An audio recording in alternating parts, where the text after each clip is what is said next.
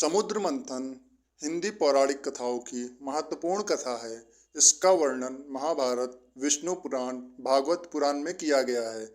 इस कथा में देवताओं और असुरों ने साथ मिलकर क्षीर सागर का मंथन किया था।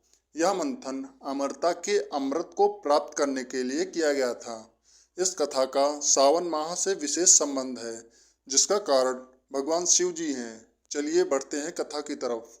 एक समय की बात है जब ऋषि दुर्वासा ने देवराज इंद्र को उनके सम्मान में एक दिव्य माला भेंट की, परंतु उस माला को देवराज इंद्र ने अपने हाथी ऐरावत की सूंड में पहना दिया।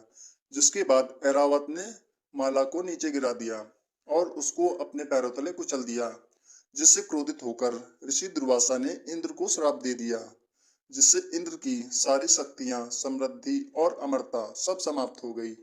यह जानकर असुरों ने देवताओं पर हमला कर दिया और देवताओं को हराकर स्वर्ग पर अपना कब्जा कर लिया। जिसके बाद सभी देवताओं समेत इंद्र भगवान विष्णु के पास गए और उनसे अमरता को पुनः प्राप्त करने का मार्ग पूछा। जिसके बाद भगवान विष्णु ने देवताओं को सलाह दी कि क्षीर सागर का मंथन करो, जिससे उनको अमृत की प्राप्ति होगी। परंतु यह काम आसान नहीं था। तब देवताओं ने असुरों से क्षीर सागर मंथन के लिए मदद मांगी और बदले में आधा अमृत देने का वादा किया।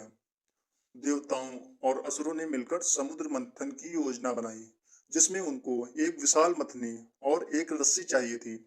तब मंत्रांचल पर्वत को मथनी बनाया गया और नागों के राजा वासुकी को रस्सी के रूप में प्रयोग किया गया। देवताओं ने वासुकी की पूंछ पकड़ी और वहीं असुरों ने सर पकड़ा और समुद्र मंथन शुरू किया।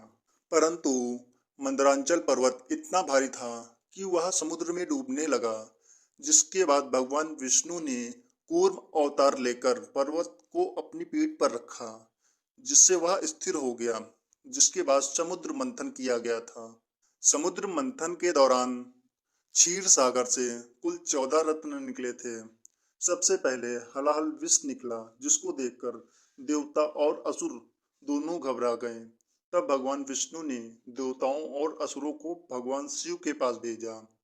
भगवान शिव के पास पहुंचकर उन्होंने सारी बात बताई। जिसके बाद भगवान शिव ने हलाहल विष को पीने का निर्णय लिया। उन्होंने विष को अपने हाथ में लिया और उसको पी लिया।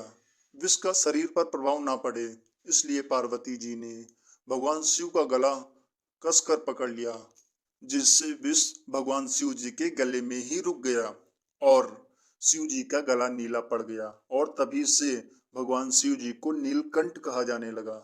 कामधेनु गाय, यह एक दिव्य गाय थी जिसको ऋषि वशिष्ठ ने लिया। उच्च श्रावा घोड़ा, यह एक 7 सिर वाला घोड़ा था जिसे असुरों के राजा बाली ने लिया। चौथा ऐरावत हाथी, यह एक सफेद हाथी था जिसको इंद्रदेव को दिया गया। कौस्तुभ मणि, यह एक चमकदार मणि थी जिसको भगवान विष्णु ने धारण किया।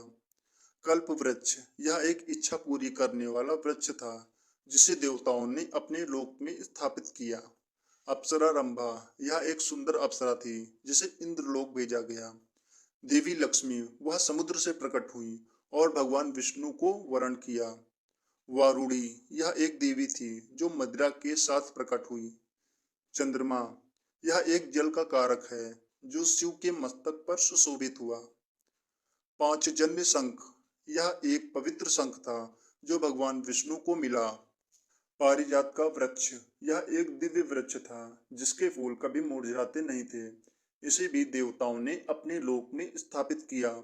सारंग धनुष, यह भगवान विष्णु को मिला। और सबसे अंत में अमृत निकला, जो कि भगवान धन्वंतरी के हाथों में था, जिसको देखकर असुरों और देवताओं में लड़ाई होने लगी।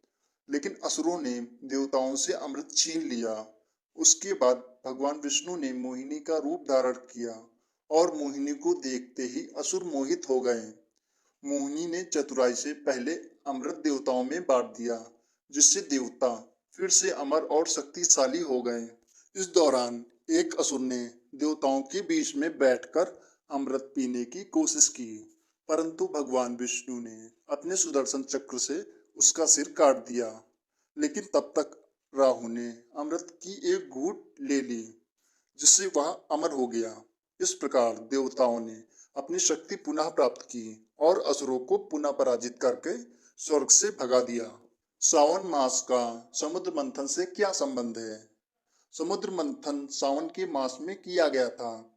तब भगवान शिव ने संपूर्ण ब्रह्मांड को बचाने के लिए हलाहल विष का पान किया था, जिसके बाद विष के प्रभाव को कम करने के लिए देवताओं ने भगवान शिव पर गंगा जल चढ़ाया। इसीलिए सावन मास में सभी भक्त कांवड़ यात्रा करते हैं और भगवान शिव को गंगा जल चढ़ाते हैं।